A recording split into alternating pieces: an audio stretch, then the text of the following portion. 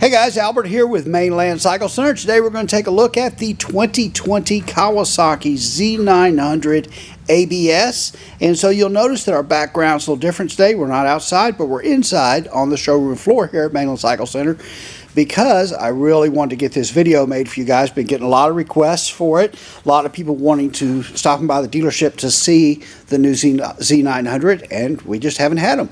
We got the first one in today, and so here we are getting you some good content out, hopefully, that you enjoy as we look at the 2020 Z900 ABS. So why has everybody been wanting to see this bike? Well, it had a few nice little upgrades for 2020. New LED headlight, and the fascia, the body work around the headlight is new as well. Really looks sharp. It's definitely a little more aggressive looking, I think. The LED headlight really looks great. A nice bright white light out of there. The headlights, both left and right sides, are on for low beam and high beam, and then it also has a little park position here that lights up when you turn the key on before you start the bike. When you start the bike, the headlight's going to come on automatically, and we'll look at that in just a moment. When we turn the bike on, we'll let you hear how it sounds and that kind of thing. So new headlight, but what everybody has really been excited to see is the new full color TFT display, and this is pretty cool looking. So we'll turn the key on, check that out. So first thing is that you can change the color on this from the background, a black background with white lettering, to a white background. There you go, just like that. Push and hold this button right there.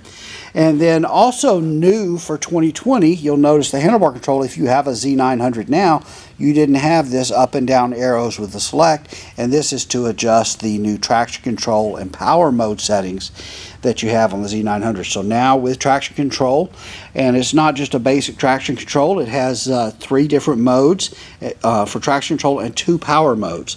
And so the way you adjust that, you can see here it says road. So there's sport, road, and rain. And I believe what Kawasaki is doing on this, and I didn't get a chance to do a whole lot of reading, but I believe what they're doing on this, I didn't look at the owner's manual is what I'm saying.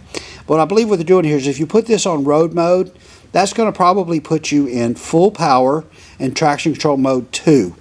If we push and hold this button up, we're going to go to sport mode. Sport mode is going to give you full power with what would be a traction control mode 1, so that would be a less sensitive traction control. Now this bike does not have the Bosch IMU, so it is not lean sensitive traction control and ABS, so no lean sensitivity to that. Just adds to the price to add that. And so if we go up again, I don't think it does anything if we go up again. But if we go, now we go back down to go back through, and so we can go to road, and then rain mode, and then if we push this again, it lets you choose which power mode and which traction control mode you want. So now you've got power and KTRC, Kawasaki Traction Control. So you can see now we're on full power and traction control mode 2. So if you select rider mode, it's going to be in whatever mode you've got selected here. So the way you adjust those is push the select button there, and now the power is flashing. We would push the down button to go to low, and then we could go to traction control, and we could set that on traction control mode 1. We could turn the traction control off. You can see the KTRC off there. And then we could go back to 1, back to 2, and then back to 3, which would be the rain mode on traction control. But you literally could have this on low power and traction control mode off. And if you leave this in rider mode, then that's where you're going to be. Okay? And so you can manually adjust those. Or you can go the quick way, because I think a good setting is traction control mode 2 for everyday riding for an experienced rider, and full power.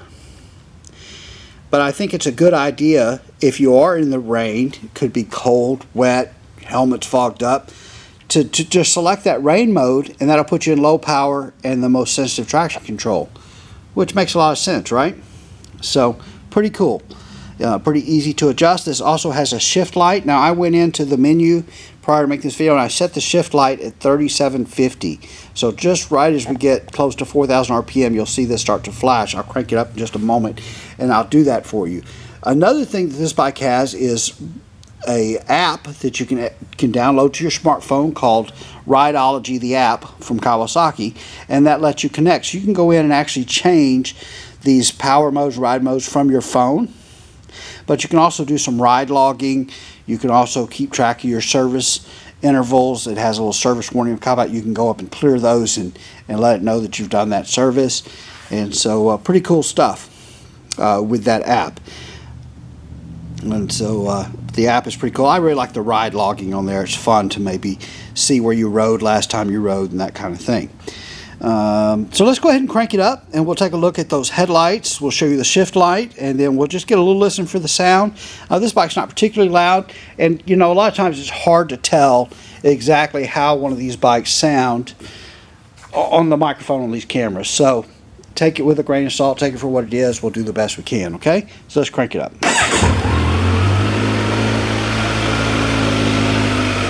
So these will idle fast for a little bit. You can hear it's already dropping. This is actually not my first take on this video, so the motor's a little warm. So it dropped down to idle speed pretty quickly.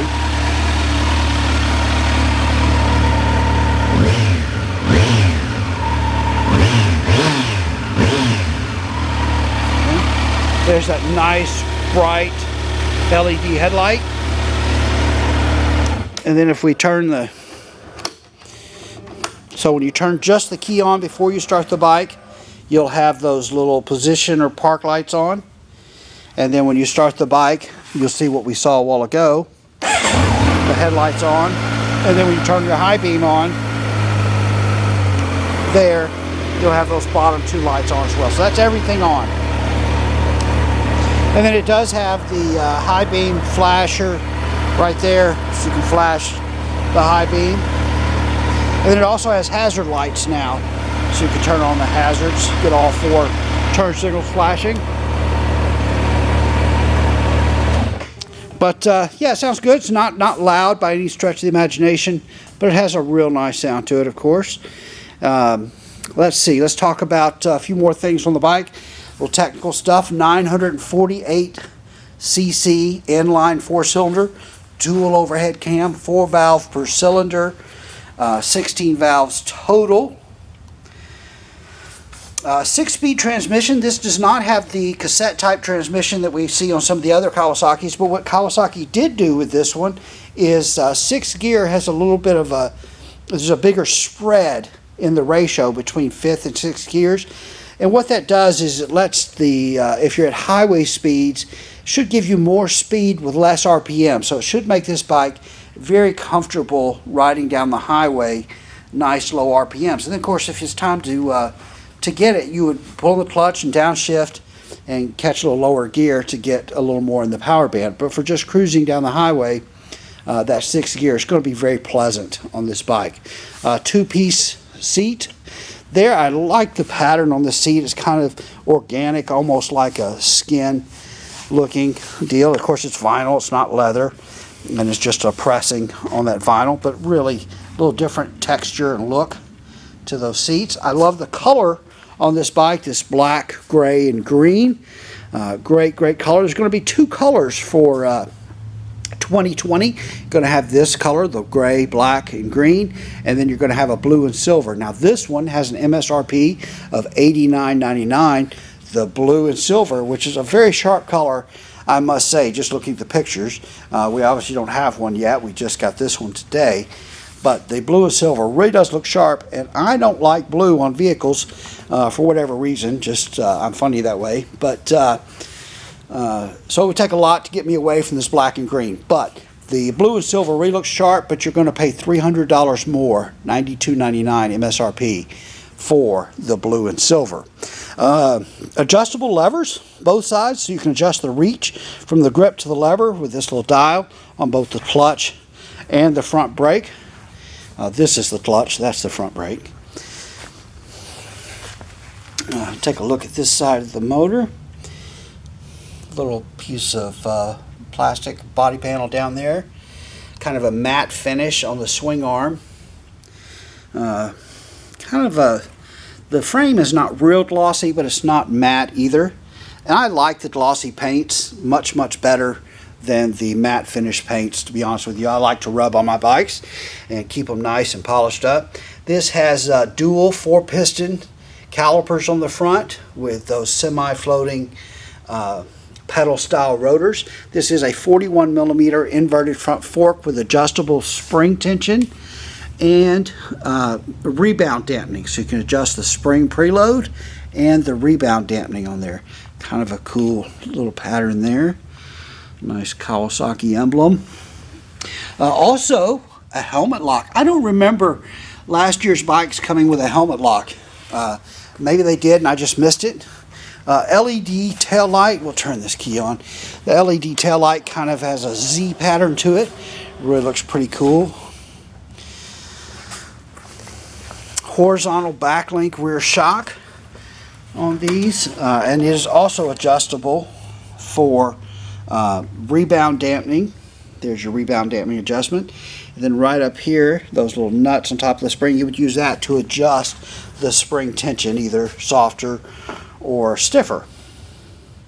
Nice compact exhaust. Of course, it's got a big canister underneath the bottom. You know, nowadays with emissions, and they've got to meet more noise levels. They've got pretty heavy exhaust system, and different countries and different states are different regulations as far as what's legal to change on the exhaust.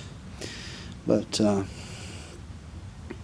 this has a nice sound. The stock exhaust system, while probably a little on the heavy side, is very high quality. You'll never have any issues probably with the stock exhaust system. We often take that for granted until you deal with a really cheap exhaust system that breaks and things like that, that they really do build a high quality exhaust system for these.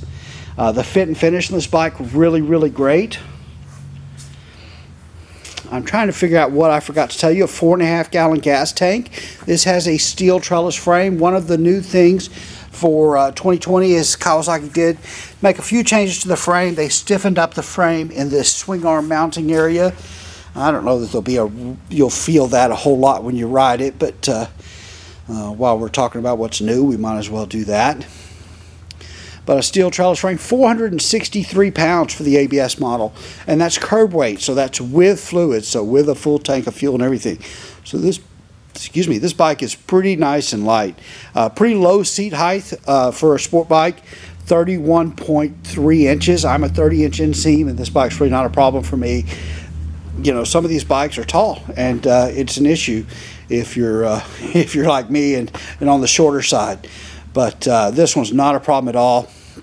Very comfortable bike to ride. Very smooth. I think if you watched my previous Z900 video, you might remember me talking about riding the old Z800 compared to the new Z900 when these came out. And I couldn't believe the difference, not only in power, but the difference in how smooth the bike felt between the new frame and everything like that. It really was amazing. But I think we've about covered it all. Looks like we're at almost a 14-minute video, so I'd hope so. But I hope you enjoyed this. I hope you enjoyed the new background here. Kind of a look at the showroom floor here at Mainland Cycle Center. But anyway, we appreciate you watching as always. Once again, we are Mainland Cycle Center. We're located in Marque, Texas. We're about 30 minutes south of downtown Houston, just off of I-45. You can find us online at mainlandcyclecenter.com or by phone at 409-948-4969, and we would just love it if you give us a call, shoot us an email, or even better, come on down to Mainland Cycle Center, where we'd love to help just any way that we can. Hey, thanks for watching.